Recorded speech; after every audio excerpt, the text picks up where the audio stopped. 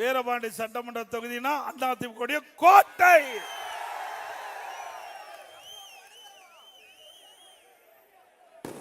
கோட்டை தானே. இந்த சிறப்பான நிகழ்ச்சியிலே கலந்து கொண்டு சிறப்பித்துக் கொண்டிருக்கின்ற மரியாதைக்குரிய முன்னாள் அமைச்சர் திரு செம்மலை அவர்களே, மாவட்ட சார்பு இளங்கோவன் அவர்களே, நம்முடைய சட்டப்பேரவை அறிவிச்சர் திரு ராஜா என்ற ராஜமுத்து அவர்களே, திரு என் தமிழ்மணி அவர்களே, ஒன்றிய செயலாளர்கள் திரு கே பாலச்சந்திரன் அவர்களே, திரு கே ஜெகநாதன் அவர்களே, திரு எம் வெங்கடேசன் அவர்களே, முன்னாள் எம்எல்ஏ திருமதி மனோன்மணி அவர்களே,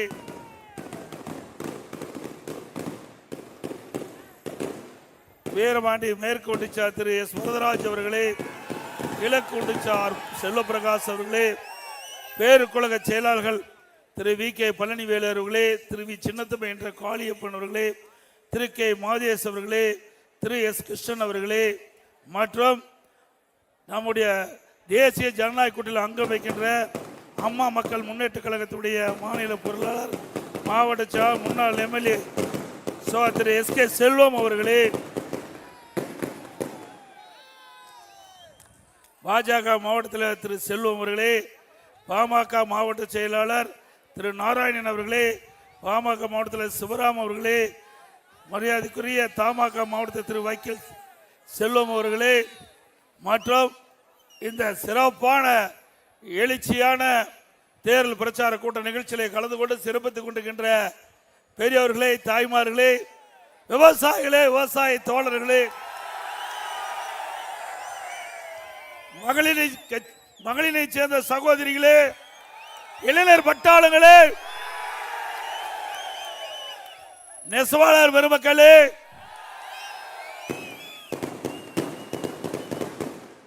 வாக்காளர் பெருமக்களே, வரி இருந்திருக்கின்ற பத்திரிகையாளே, ஊடக நண்பர்களே, அத்தனை பேருக்கு என்னுடைய முதற்கண் நன்றி கலந்த வணக்கம். இன்னும் பாதி பேர் வெளியில் நிற்கிறாங்க. பாதி பேர் ஏன்னா நான் இப்போ இங்கே முடிச்சுட்டு ஓமலூர் முடிச்சுட்டு மேட்டூர் போகணும். அதனால தான் உங்களுக்கு இவ்வளவு வெயிலையும் உங்களை அழைக்க வேண்டிய நிலை ஏற்பட்டுவிட்டது. இல்லைன்னா மணி 7 மணிக்கு தான் இந்த கூட்டத்தை ஆரம்பிக்கலான் இருந்தோம். இன்னும் நமக்கு 3 நாள் தான் இருக்குது. 3 நாள் தான் இருக்குது. 18, 19, 20, 21 பிரச்சாரம் பண்ண முடியாது. நாளைக்கு பிரதமர் வரார், அங்க போக வேண்டியது இருக்குது.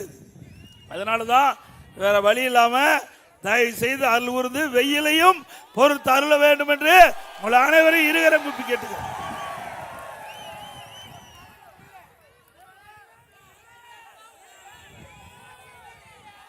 அதே போல நம்முடைய வீரபாண்டி சட்டமன்ற தொகுதிக்கு அனைத்து இந்திய அண்ணா திராவிட முன்னேற்ற கழக தலைமையில் தேசிய ஜனநாயக கூட்டணியின் சார்பாக கழகத்துடைய வெற்றி வேட்பாளராக டாக்டர் எஸ் ஸ்ரீ பாலாஜி சுகுமார் அவர்கள் நிறுத்தப்பட்டிருக்கிறார்.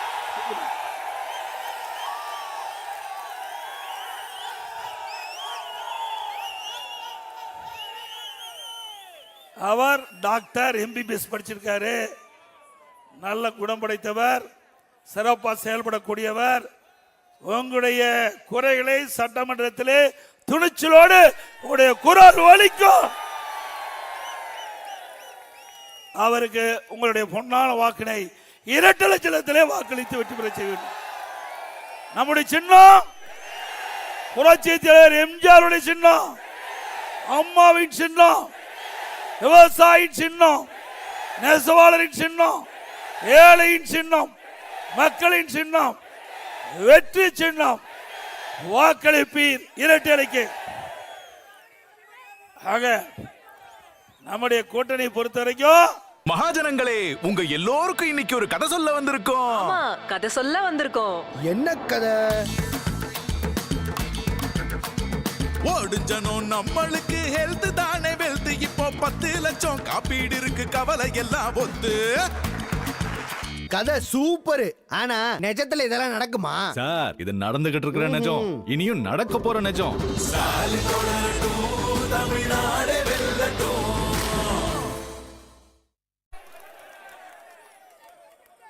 திரு ஸ்டாலின் அவர்களே, உங்களுக்கு நிச்சயமாக மக்கள் கருப்பு சட்டை அடையாளம் கொடுப்பார்கள். எதற்கு கருப்பு சட்டை போட்டீங்க? எதுவுமே தெரியாத யாரோ சொல்றது பேச்ச கேட்டுக்கிட்டு கருப்பு சட்டை போட்டார். என்ன நோக்கம்? பாராளுமன்றம், நம்முடைய பாராளுமன்றத்தில் தொகுதி டீலிமிட்டேஷன், தொகுதி வரையறை செய்வதற்காக ஸ்டாலின் தமிழ்நாட்டில் பாராளுமன்றத்துடைய எண்ணிக்கை குறைஞ்சு போயிடும் அப்படின்னு ஒரு தவறான கருத்தை, அவதூறான கருத்தை பரப்பி அதற்காக எதிர்ப்பு கொடுத்து கருப்பு சட்டை போட்டார். நான் ஏற்கனவே சொன்னேன், திரு ஸ்டாலின் அவர்களே, தமிழகத்தில் பாராளுமன்ற எண்ணிக்கை குறையாது, அந்த சதவீதம் குறையாது. ஏற்கனவே இந்திய நாட்டுடைய உள்துறை அமைச்சர் மரியாதைக்குரிய அமித்ஷா அவர்கள் தெளிவா சொல்லிட்டாரு. தமிழ்நாடு டீலிமிட்டேஷன்ல எந்த பாதிப்பு ஏற்படாது அப்படின்னு தெளிவா சொன்னார். அதுக்கு ஸ்டாலின் சொல்றாரு, எடப்பாடி பழனிசாமி உள்துறை அமைச்சருக்கு அடிமையா இருக்காரு, அவர் தேர்தலில் சொன்ன வார்த்தை நம்பி பேசுறாரு, அவரு பொய் பேசுறாரு, எடப்பாடி பழனிசாமி சொல்லுவது தண்ணீர் எழுத வேணும்னு சொன்னார். திரு ஸ்டாலின் அவர்களே, நேற்றைய தினம் பாரத பிரதமர் நாடாளுமன்றத்திலே தெளிவாக சொல்லிவிட்டார், எந்த மாநிலம் பாதிக்காது, அந்த பாதிப்பு அடையாத அளவிற்கு தொகுதி வரையறை செய்யப்படும் அறிவிக்கப்பட்டு 6 மணிக்கு, நேற்று 6 மணிக்கு உள்துறை அமைச்சர் நாடாளுமன்றத்தில் தெளிவா சொல்லிட்டாரு. தமிழகத்தில் இப்பொழுது இருக்கின்ற 39 நாடாளுமன்றத்தை 59 நாடாளுமன்றமாக எத்தனை? 59. இப்ப இருக்கிற சதவீதம் 7.18. இப்ப நம்முடைய சதவீதம் 7.18. இப்ப நம்முடைய மத்தியில் இருக்கின்ற அரசாங்கம் அறிவிக்கப்பட்டது 7.23. 7. அப்ப அதிகம் வந்துடுது இல்ல? இவருக்கு என்ன 6 மணிக்கே சொல்லியாச்சு. இந்த அரசாங்கம் எப்படிப்பட்ட அரசாங்கம் பாருங்க, 7 மணிக்கு பேசுறார், 6 மணிக்கு நாடாளுமன்றத்தில் தெளிவுபடுத்தியாச்சு. அப்ப கருப்பு சட்டை கழட்டி இருக்க வேண்டியதான? எதுக்கு கோரிக்கை வச்சீங்க? அந்த கோரிக்கைக்கு அவர்கள் ஏற்கனவே முடிவு பண்ணி அற்புதமா தமிழ்நாட்டு மக்களுடைய எண்ணங்களை மத்திய அரசு அறிவிச்ச பிறகு கருப்பு சட்டை போட்டுக்கிட்டு 7 மணிக்கு பேசுறாரு. மீண்டும் தமிழ்நாடு தாங்காது. யார் பேசுறது? ஸ்டாலின். தமிழ்நாடு முழுவதும் எல்லா வீட்லயும் கருப்பு கொடி கட்டவன் சொன்னாரு. கட்டுனாங்களா யாராச்சும்? நானும் கோயம்புத்தூர்ல சுத்தி பார்த்தேன் நேத்து. கோயம்புத்தூர், மேட்டுப்பாளையம், திருப்பூர்லாம் ஒரு வீட்டுல கூட கருப்பு கொடி கட்டல. ஏன்னா மக்களுக்கு தெரியும் மத்திய அரசாங்கம் உறுதிமொழி கொடுக்கப்பட்டு விட்டது. எடப்பாடி பழனிசாமி சொன்னா சரியா இருக்கும். அதனால யாரு கருப்பு கொடி காட்டல, அப்படியே மக்கள், தமிழ்நாட்டு மக்கள் என்ன எண்ணினார்களோ, மத்திய அரசாங்கம் என்ன உறுதிமொழி கொடுத்ததோ அது நேற்று தினம் பாராளுமன்றத்தில் மாலை 6 மணிக்கு அறிவிக்கப்பட்டு விட்டது. இப்ப இனிமேல் கருப்பு சட்டைக்கு வேலை இல்லாத போச்சு. இதை ஒன்னதான் முடிச்சுக்கிட்டு நம்ம பத்தி பேசிட்டு இருந்தார் திரு ஸ்டாலின் அவர்களே. நான் கேட்கிற கேள்விக்கு பதில் சொல்லு. உண்மைதானே?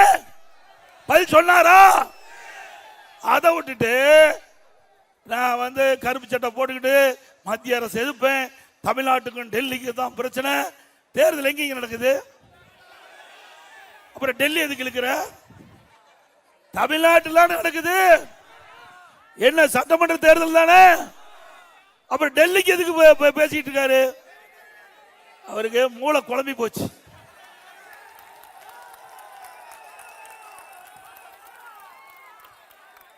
இது தமிழ்நாட்டில் நடக்கிற சட்டமன்ற பொது தேர்தல். வீரபாண்டி சட்டமன்ற தொகுதியில் இருக்கிற மக்கள் அப்படிதான் நினைக்கிறோம். ஸ்டாலின் அவர்களே, எங்க பகுதியில் இருக்கிற மக்களுக்கு தெரியுது கூட உங்களுக்கு தெரிய மாட்டேங்குது. என்ன செய்வது பாவம்.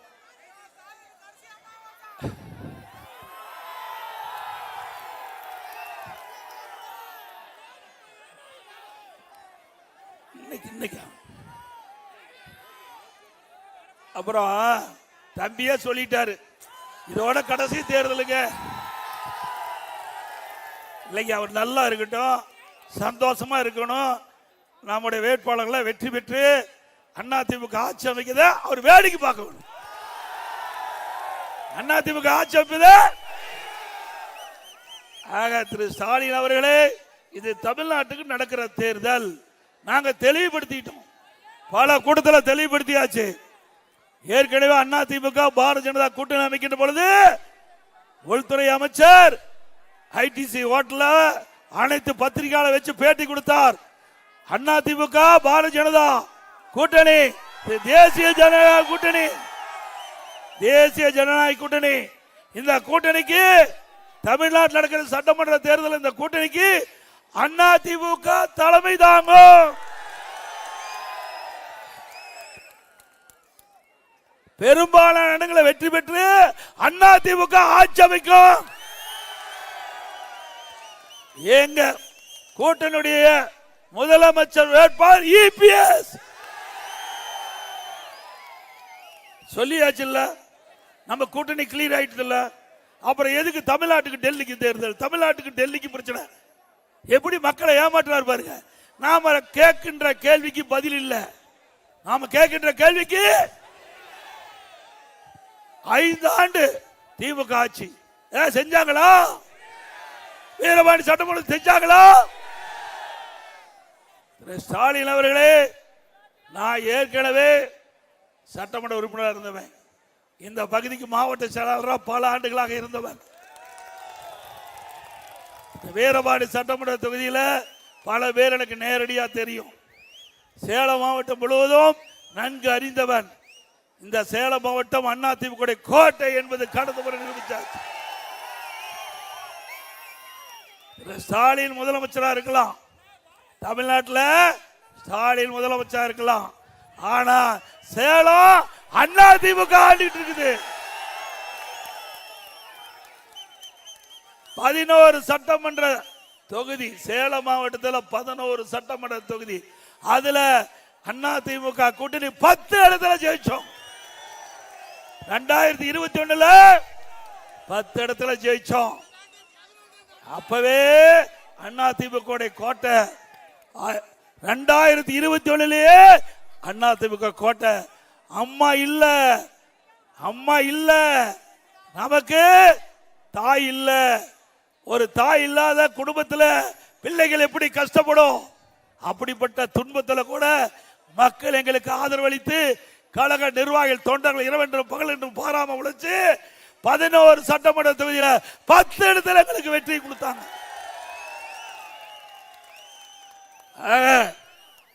சேலம் மாவட்டத்தை பொறுத்த வரைக்கும் அதிமுக எக்கு கோட்டை.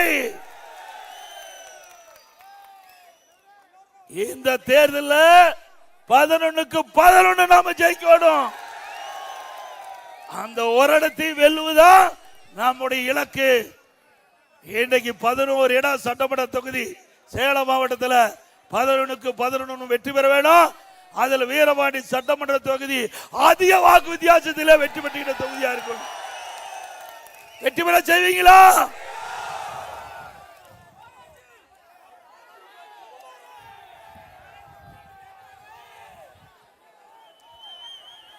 இன்றைய தினம் பாத்தீங்கன்னா திரு ஸ்டாலின் சொல்லிட்டு இருக்கார், தமிழ்நாட்டுக்கு டெல்லிக்கும் நடக்கிற தேர்தல் இல்ல, தமிழ்நாட்டை சுரண்டி பிழைக்கும், தமிழ்நாட்டை சுரண்டி பிழைக்கும் திரு கருணாநிதி குடும்பத்திற்கும் தமிழ்நாட்டு மக்களை மீட்க நடக்கும் தேர்தல். தமிழ்நாட்டை சுரண்டி பிழைக்கும் திரு கருணாநிதி குடும்பத்திற்கும் தமிழ்நாட்டு மக்களை மீட்க நடக்கும் தேர்தல் சட்டமன்ற தேர்தல். நாம இந்த முறை மட்டும் வென்று ஆட்சி அமைக்காவிட்டா திரு ஸ்டாலினுடைய குடும்பம் சர்வாதிகாரமா மாறிடும். சிந்திச்சு பாருங்க. திரு கருணாநிதி, அதுக்கு ஸ்டாலின். இப்போ நம்ம கிராமத்தில் சொல்லுவாங்க, வாழை மரத்தில் இடக்கன்னு முட்டும், பார்த்தீங்களா? அப்படி முட்டிட்டு இருக்குது ஒண்ணு. யாரு? திரு உதயநிதி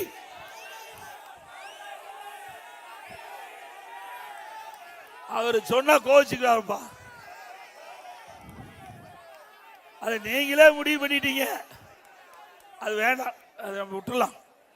ஏன்னா அண்ணா திமுகனா நம்முடைய தலைவர்கள் பொன்மனச்செம்மல் புரட்சி தலைவர் எம்ஜிஆர், இதே புரட்சி தலைவர் அம்மா நம்ம எல்லாம் சிறப்பா வளர்த்திருக்கிறாங்க, சிறப்பா வளர்த்திருக்கிறாங்க.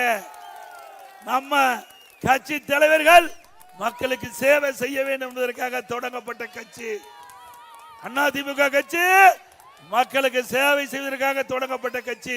திமுக குடும்பத்துக்காக இருக்கிற கட்சி. திமுக உண்மைதானே? இன்னைக்கு திமுக அது கட்சி அல்ல, கார்பரேட் கம்பெனி. அது அந்த கம்பெனியில திரு ஸ்டாலின், திரு உதயநிதி ஸ்டாலின், சபரீஸ்வரர், அப்புறம் கனிமொழி அம்மா, பிறகு துர்கா அம்மா,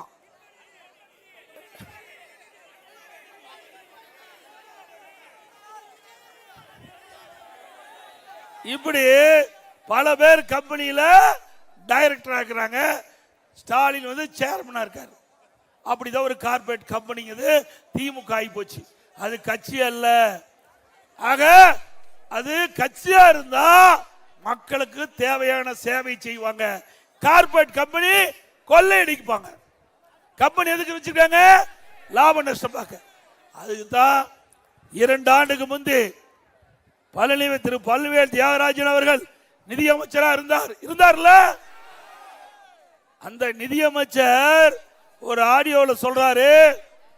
அந்த ஆடியோல சொன்ன கருத்து திரு உதயநிதி அவர்களும் திரு சபரீஸ்வரர் அவர்களும் கையில் 30,000 கோடியை வைத்துக் கொண்டு என்ன செய்வது என்று தடுமாறி கொண்டு இருப்பதாக ஆடியோ செய்தி வந்ததில்ல. அப்பவே 30,000 கோடி இப்ப எவ்வளவு இருக்கும் சிந்திச்சு பாருங்க. அவ்வளவு கொள்ளையடிச்ச கட்சி திமுக கட்சி. ஒரு நிதியமைச்சர் சொன்னா உண்மையா தானே இருக்கும். யார்? அந்த கட்சி திமுக கட்சி சேர்ந்த திரு ஸ்டாலின் அமைச்சரவையில் இருக்கிற ஒரு நிதியமைச்சர் இப்படி சொல்றாங்கன்னா அதுல உண்மை இருக்குது. உண்மைதானே? அதுக்கு தாங்க அடிக்கடி வெளிநாடு போறாரு. தொழில் முதலீட்டை ஈர்க்க போகல, தொழில் முதலீடு செய்ய போறார். தொழில் முதலீடு இன்றைய தினம்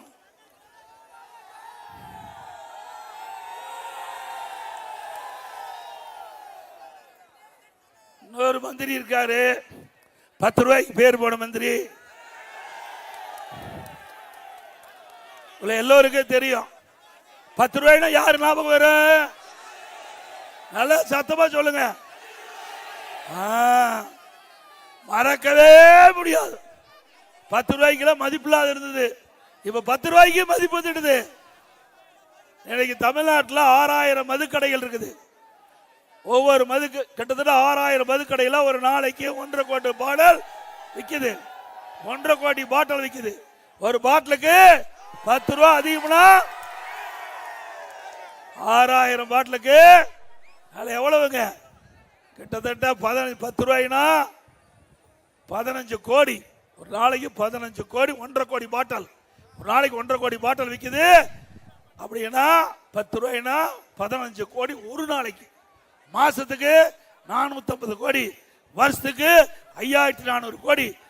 இந்த 5 வருஷத்துல 24,000 கோடி. எவ்வளவு? அத்தனை பணத்தை உங்க பணத்தை அடிச்சுட்டு போயிட்டாங்க. நம்மால யாரும் சரக்கு அடிக்க மாட்டேங்கன்னு தெரியும். எல்லாம் திமுக காரமணத்தையே பிடிக்கிட்டாங்க. 10 ரூபா தலைக்கு வச்சு ஒரு பாட்டிலுக்கு 10 ரூபா வச்சு 24,000 கோடி கொள்ளையடிச்ச அரசாங்கம் மீண்டு வர வேணுமா? இதுதான். இப்படின்னா அது அமலாக்கத்துறை டாஸ்மாக் அதுல ஒரு ஆதாரத்தை கண்டுபிடிச்சு வழக்கு வேற போட்டிருக்கிறாங்க.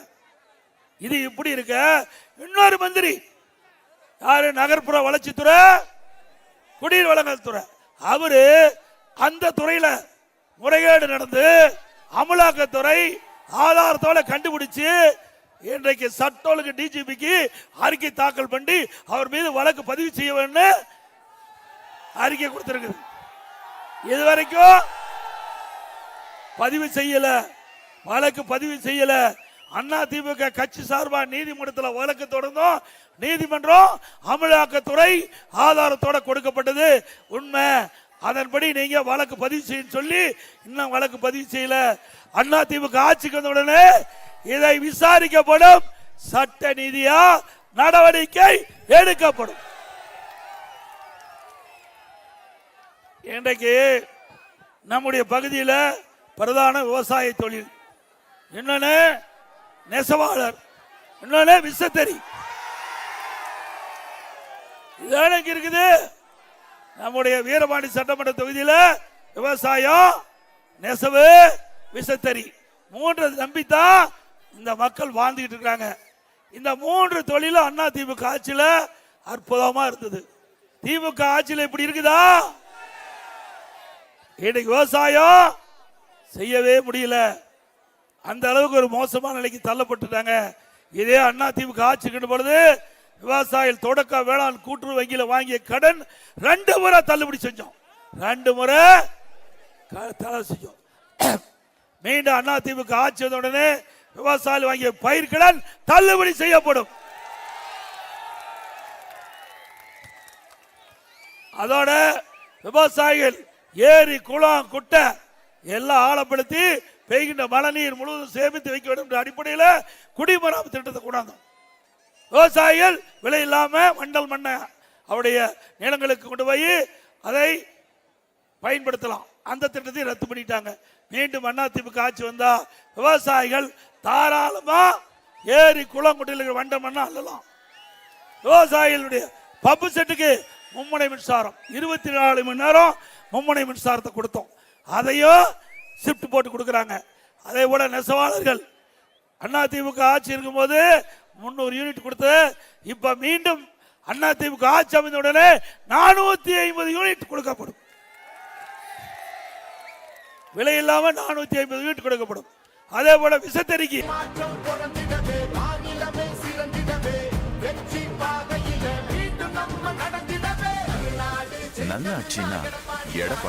விலை இல்லாம கொடுக்கப்படும். அதோட இப்போ நம்முடைய தீபாவளி என்று எல்லா பெண்களுக்கும் அற்புதமான பட்டு புடவை வழங்கப்படும்.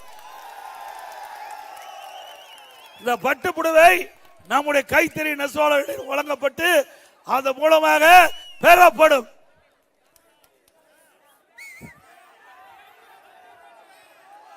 அதே போல 65 வயசுக்கு மேல இருக்கிற நெசவாளர் 65 வயசுக்கு மேல இருக்கிற நெசவாளருக்கு மாதம் வரும் 1000 ரூபாய் தான் ஓய்வூதியம் கொடுக்குறாங்க. அண்ணா திமுக ஆட்சிக்கு உடனே அதை 2500 ரூபாயாக ஓய்வூதியம் உயர்த்தி வழங்கப்படும்.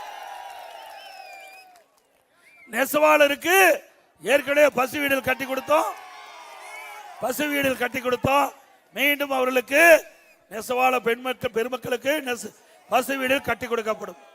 அதே போல ஏழை மக்கள், அது எந்த ஜாதி மதமே கிடையாது, ஏழை இருந்து வீடு இல்லாமல் இருந்தா அவர்களுக்கு சொந்தமா அரசாங்கம் நிலம் வாங்கி அற்புதமான காங்கிரீட் வீடு கட்டி கொடுக்கப்படும். இன்றைக்கு ஆதிராவிட மக்கள், அருந்தியர் மக்கள், மலைவாழ் மக்கள், இப்படி பட்டியல மக்கள் சேர்ந்தவர்கள் எல்லாம் அவர்களுக்கு அண்ணா திமுக அரசு அமைந்த உடனே வீடு இல்லாதவர்களுக்கு அற்புதமான காங்கிரீட் வீடு கட்டி கொடுக்கப்படும். அந்த பட்டியலின மக்கள், அருந்தியர் மக்கள், ஆதிராவிட மக்கள் குடும்பத்தில் ஆண் வாரிசா இருந்து திருமணமாகி தனி குடித்தனம் போனா அவர்களுக்கு வீடு இல்லாம தவிக்கிறாங்க. அப்படிப்பட்ட மக்களை கண்டறிந்து அந்த திருமணமாகி தனி குடித்தனம் போயவர்களுக்கு அண்ணா திமுக அரசாங்கமே சொந்தமா இடம் வாங்கி அற்புதமான காங்கிரீட் வீடு பட்டியல மக்களுக்கு கட்டி கொடுக்கப்படும். அதோட இன்றைக்கு எங்க பார்த்தாலும் போதைப் பொருள் விற்பனை விக்குதுல, எல்லா இடத்துலயும் கஞ்சா விக்குதா? எது கிடைக்குதோ இல்லையோ கஞ்சா தாராளமா கிடைக்குது. தமிழ்நாட்டில் கஞ்சா விற்காத இடமே இல்லை. சந்து பொந்து மூளை முடக்கு வீதி எல்லா இடத்துலயும் கஞ்சா ஜரூரா விக்குது. இதனால நம்முடைய மாணவ செல்வங்கள், இளைஞர்கள், பொதுமக்கள் கஞ்சா அடிமையாகி இதனால பல குற்றச் செயல் அதிகரித்து தமிழ்நாட்டில் பல முறை சட்டமன்றத்தில் பேசியாச்சு, பயனில்ல. ஊடகத்தினால பேட்டி கொடுத்தேன், பத்திரிகை பேட்டி கொடுத்தா அரசாங்கம் எந்த நடவடிக்கை எடுக்கல. இதனால சிறுமிகள் பாதிக்கப்படுறாங்க, பெண்கள் பாதிக்கப்படுறாங்க, பாட்டிமா கூட கடுமையா பாதிக்கிறாங்க. இப்படிப்பட்ட மோசமான ஆட்சி இந்தியாவில் எங்கேயுமே இல்லை. கிருஷ்ணகிரியில 2 வயசு குழந்தை கதற கதற இந்த போதையால பாலியல் சீண்டல் ஏற்பட்டு படுகொலை செஞ்சாங்க. நேற்றைக்கு முன்தினம் மிஞ்சூர்ல இஸ்லாமிய பெண் வீட்டில் இருக்கிறாங்க, வீட்டுக்குள்ள பூந்து 2-3 பேர் போதை ஆசாமி பாலியல் சீண்டல் ஏற்படுத்தப்பட்டு அந்த பெண்ணை வெட்டி மருத்துவமனையில் சிகிச்சை பெறுது. இப்படி சட்ட ஒழுங்கு அடியோடு சீர்கட்டு விட்டது. தமிழகத்தில் சட்ட ஒழுங்கு சந்தி சிரிக்கின்ற நிலை இந்த ஆட்சியில் இருக்குது. இந்த போதை ஆசாமியால் நாட்டு மக்கள் பாதிக்கிறாங்க. பெண்களுக்கு பாதுகாப்பு இல்ல, சிறுமிக்கு பாதுகாப்பு இல்ல, பாட்டிமாக்கு பாதுகாப்பு இல்ல. இப்படி அவல ஆட்சி தொடர வேண்டுமா? மீண்டும் அதிமுக ஆட்சி அமைந்த உடனே 3 மாதம் வெறும் 90 நாள் தமிழகத்தில் முழுமையாக கஞ்சாவை ஒழிக்கப்படும். 3 மாதத்தில் தமிழகத்தில் அறவாக கஞ்சா என்ற பொருள் விற்பனை செய்வதை தடை செய்து மட்டும் ஒழிக்கப்படும். இன்றைக்கு தமிழகத்தில் சட்ட ஒழுங்கு நிலைநாட்டப்படும். இன்றைக்கு பெண்கள் தைரியமாக வீதியிலே நடந்து செல்லலாம், பெண்கள் பாதுகாப்பாக இருக்கலாம். அப்படி ஒரு ஆட்சி அதிமுக பார்த்தீங்க. 2011 2021 வரைக்கும் ஒரு சிறப்பான ஆட்சி கொடுத்தோம்ல. அம்மா இருக்கும் போதும் கொடுத்தோம், அம்மா மறைந்த பிறகு கொடுத்தோம். சிந்திச்சு பாருங்க, நல்ல ஆட்சி அதிமுக ஆட்சி. அதுவும் இப்ப உங்களுக்கு எல்லாமே தெரியும், நான் இந்த மாவட்டத்தை சார்ந்தவன்.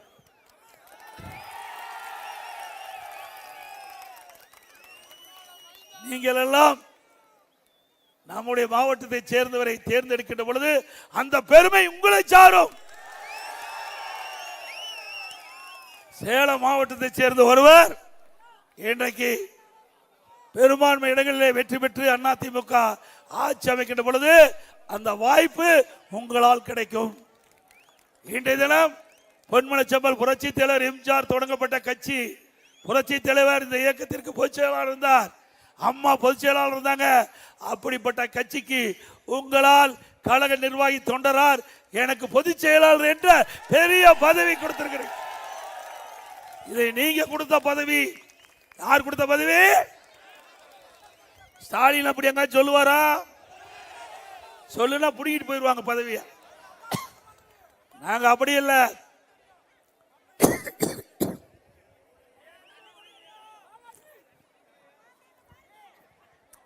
நான் சாதாரண தொண்டனாக இருந்தவன். மகாஜனங்களே, உங்க எல்லோருக்கும் இன்னைக்கு ஒரு கதை சொல்ல வந்திருக்கோம். ஆமா, கதை சொல்ல வந்திருக்கோம். 6 மாசம் ட்ரைனிங் எடுக்கும் நான் முதல்வன் யூத். 1500 ஸ்டைப்பன் கிடைக்கும் தலையெடுத்த மாத்து. விஐபி பாய்ஸ் எல்லாம் ஆகாதடா சாட். 50 lakhs ஜாப்ஸ் வருது, கனவை நோக்கி ஓடு. கதை சூப்பர், ஆனா நிஜத்துல இதெல்லாம் நடக்குமா? ப்ரோ, இது நடந்துட்டு இருக்கிற நிஜம், இனியும் நடக்க போற நிஜம்.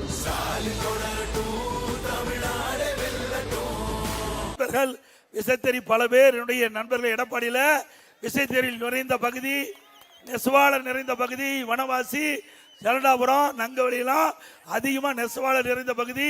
இளம்பில, எடங்கன சாலை, இதே மாதிரி இங்க ஆட்டியாம்பட்டி, இதெல்லாம் நெசவாளர் பெருமக்கள் நிறைந்த பகுதி.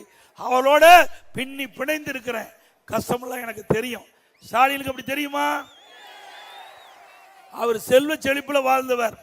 செல்வ செழிப்புல அவரை வீட்டை கேட்ட கூட நீ தொட முடியாது. அவருடைய வீட்டு கேட்ட கூட தொட முடியாது. பல எம்எல்ஏவுக்கு அடையாளம் தெரியாது. திரு ஸ்டாலினுக்கு பல எம்எல்ஏவே. நான் அப்படி அல்ல. நேரா ஆட்டாம்பட்டியிலிருந்து 15 கிலோமீட்டர் பஸ்ல ஏறி வந்து என்ன பார்க்கலாம். பார்த்துட்டு இருக்கீங்களா டெய்லி? நான் எப்பொழுது முதலமைச்சர் இருக்கும்போது கிட்டத்தட்ட 10 நாளைக்கு ஒரு தடவை இங்க வந்து நம்ம மக்களுடைய கஷ்டங்களை பார்ப்பேன். நம்ம மக்கள் கொடுக்கின்ற கோரிக்கை மனு வாங்கி முடிந்த அளவுக்கு நிறைவேற்றி தந்திருக்கிறேன். மக்களோடு மக்களாக வாழ்ந்தவன், அப்படி மக்களோடு மக்களாக வாழ்ந்து நம்ம மாவட்டத்தை சேர்ந்த நம்ம மாவட்ட மண்ணில் இருந்த ஒருவருக்கு ஒரு வாய்ப்பை தாருங்கள் தாருங்கள் என்று அன்போடு கேட்டுக்கிறேன்.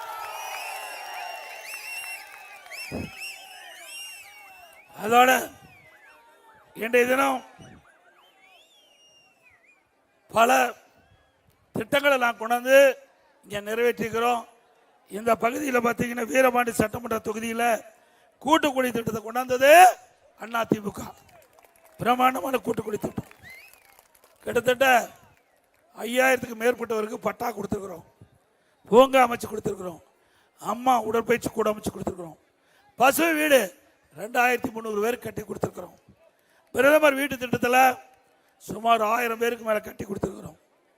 இப்படி பல திட்டங்கள் கொடுத்த மட்டுமில்ல, இன்றைக்கு அற்புதமான திட்டம் 410 கோடியில் வீரபாண்டி, பனமரத்தைப்பட்டி, இளம்பில ஆகிய ஒன்றியலுக்கு உட்பட்ட பனமரத்தைப்பட்டி, இன்றைக்கு மல்லூர் இடங்கன் சாலை பேர்கள் உட்பட இன்றைக்கு 778 ஊரக குடியிருப்புகள் அற்புதமான கூட்டுக்குடி திட்டத்தை கொண்டு வந்தோம். இந்த தண்ணி எங்க கிராமத்திலிருந்து எடுக்கிறாங்க. நெடுங்குளம் கிராமத்திலிருந்து தண்ணீர் எடுக்கப்பட்டு அந்த தண்ணீர் இந்த காவிரி நதி நீர் உங்க வீட்டுக்கு குழாய் மூலமா வருது. இப்படி திட்டத்தை கொண்டாந்தது அதிமுக அரசு. 410 கோடி. அதே போல 8 அம்மா மினிக்கிள்ளை கொண்டாந்தோம். இந்த பணம் இந்த தொகுதியில் மட்டும் 8 வீரபாண்டி சட்டமன்ற தொகுதியில் 8 அம்மா மினிக்கிள்ளை மூடிட்டாங்க. இதுல என்ன அரசியல் வேண்டும்? நல்லா சிந்திச்சு பாருங்க. ஒரு முதலமைச்சரா இருக்கிறவரு இதை மூடலாமா? இது எதுக்கு பயன்படுத்துறோம்? சிகிச்சை கொடுப்பதற்காக நாம கொண்டு வந்த திட்டம். ஏழை எளிய மக்கள் அதிகமாக நிரம்பி இருக்கின்ற பகுதியில் அதை தேர்ந்தெடுத்து அங்க ஒரு அம்மா மினிக்கிளிக்கு திறந்து ஒரு எம்பிபிஎஸ் டாக்டர், நம்ம தம்பி மாதிரி டாக்டர் பாரு, அது மாதிரி எம்பிபிஎஸ் டாக்டர் போட்டு, ஒரு செவிலியர் போட்டு, ஒரு உதவியாளர் போட்டு அங்க இருக்கின்ற ஏழைகள் அந்த பகுதியில் போய் சிகிச்சை பெறலாம். 2000 அம்மா மினிக்கிளிக்கு திறந்தேன். இந்த வீரபாண்டி சட்டமன்ற தொகுதியில் 8 அம்மா மினிக்கிளிக்கு அதை மூடிட்டாங்க. திரு ஸ்டாலின் அவர்களே, ஏழைகளுக்கு வைத்தியம் செய்வதை கூட, சிகிச்சை அளிப்பதை கூட அரசியலாக்கி அந்த திட்டத்தை ரத்து பண்ணிக்கிறீங்க. மீண்டும் அதிமுக ஆட்சி வரும், 2000 அம்மா மினிக்கிளிக்கு திறக்கப்படும்.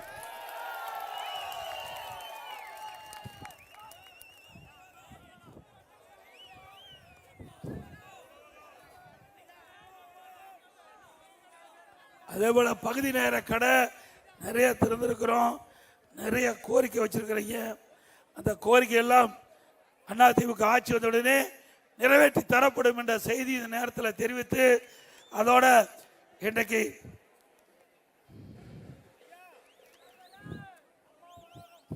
அது திறக்கப்படும்.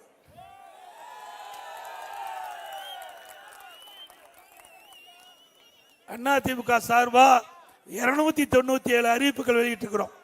297 அறிவிப்புகள் வெளியிட்டிருக்கிறோம். அதுல வரி, கரண்ட் பில் பார்த்தீங்கன்னா 67% ஏற்றிட்டாங்க. வீட்டு வரி 100% ஏற்றிட்டாங்க. கடைக்கு 180% ஏற்றியாச்சு. குடிநீருக்கு வரி போட்டாச்சு. குப்பைக்கு வரி போட்டாங்க. விலைவாசி எண்ணெய் முட்டைகள் உயர்ந்து போச்சு. அரிசி கிலோ 30 ரூபா ஏறி போச்சு. அதோட பருப்பு 60 ரூபா, எண்ணெய் 60 ரூபா லிட்டர், எல்லாம் ஏறி போச்சு. மக்கள் கடினமாக இன்னைக்கு கஷ்டப்படுகின்ற நிலைக்கு இந்த ஆட்சியில் தள்ளப்பட்டு விட்டார்கள். அதிலிருந்து மக்களை மீட்டெடுக்கின்ற விதமா அதிமுக ஆட்சி அமைந்த உடனே எல்லா குடும்ப அட்டைக்கும் அவருடைய வங்கி கணக்கில் 10,000 ரூபாய் சிறப்பு உதவித்தொகை வழங்கப்படும். அனைத்து குடும்ப அட்டையில் இருக்கின்ற குடும்ப தலைவிக்கு குடும்ப தலைவிக்கு மாதந்தோறும் 2,000 ரூபாய் வழங்கப்படும். எல்லா குடும்ப அட்டைதாரருக்கும் விலை இல்லாம ஃப்ரிட்ஜ் வழங்கப்படும்.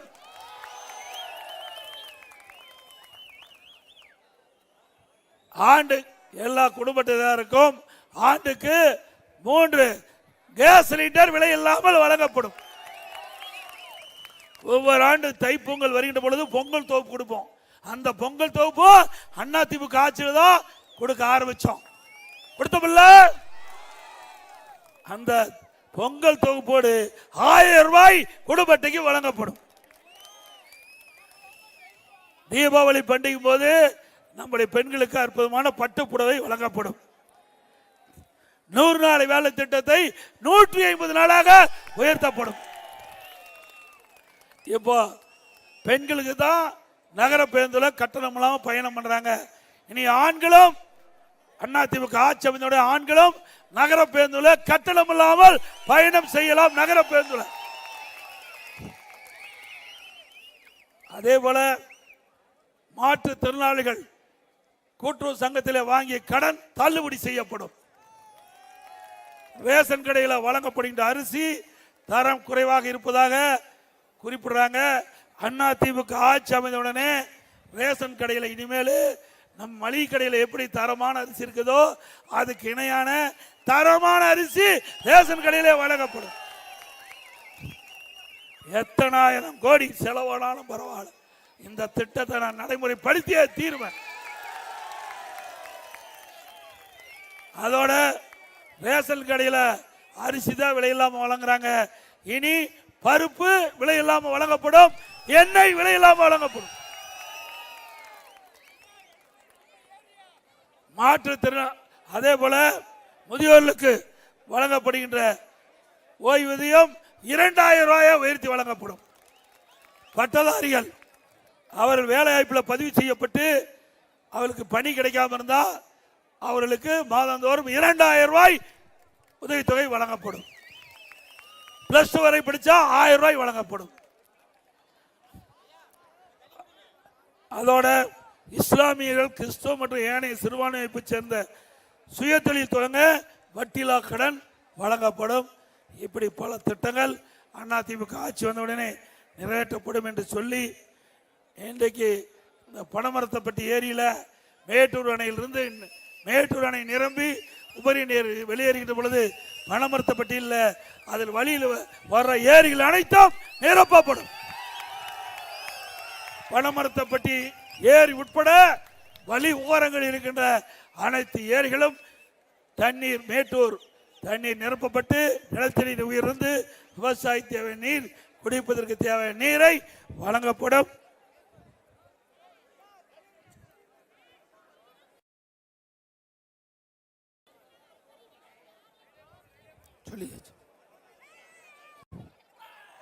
நம்முடைய வேட்பாளர் அறிவிச்சார் டாக்டர் எஸ். ஸ்ரீ பாலாஜி சுகுமார் அவர்களுக்கு இரட்டை சின்னத்திலே வாக்களியுங்கள்.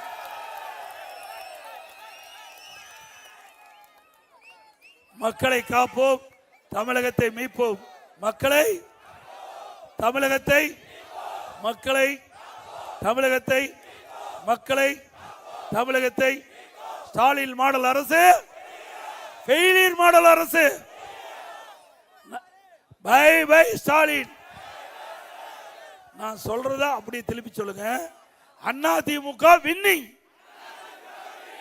அதிமுக நல்ல ஆட்சி கம்மிங். நல்ல ஆட்சி மிகச்சிறப்பா எழுச்சியா திரளாக இந்த தேர்தல் பிரச்சார கூட்ட நிகழ்ச்சியிலே கலந்து கொண்டு இந்த நிகழ்ச்சியை சிறப்பு செய்த அத்தனை பேருக்கும் மனமார்ந்த நன்றி. அதோட இந்த நிகழ்ச்சி சிறப்பான நடைபெறுவதற்கு மாவட்ட கழக செயலாளர் இளங்கோவன் அவர்களுக்கும், ஒன்றிய கழக செயலாளர்கள் அனைவருக்கும், பேருக்கழக செயலாளர் அனைவருக்கும், கூட்டணி கட்சி சேர்ந்த தலைவர்களுக்கும், நிர்வாகிகளுக்கும், நம்முடைய கழகத்திலே பல்வேறு பொறுப்பு வைக்கின்ற பொறுப்பாளர்களுக்கும் என்னுடைய மனமார்ந்த நன்றி நன்றி நன்றி.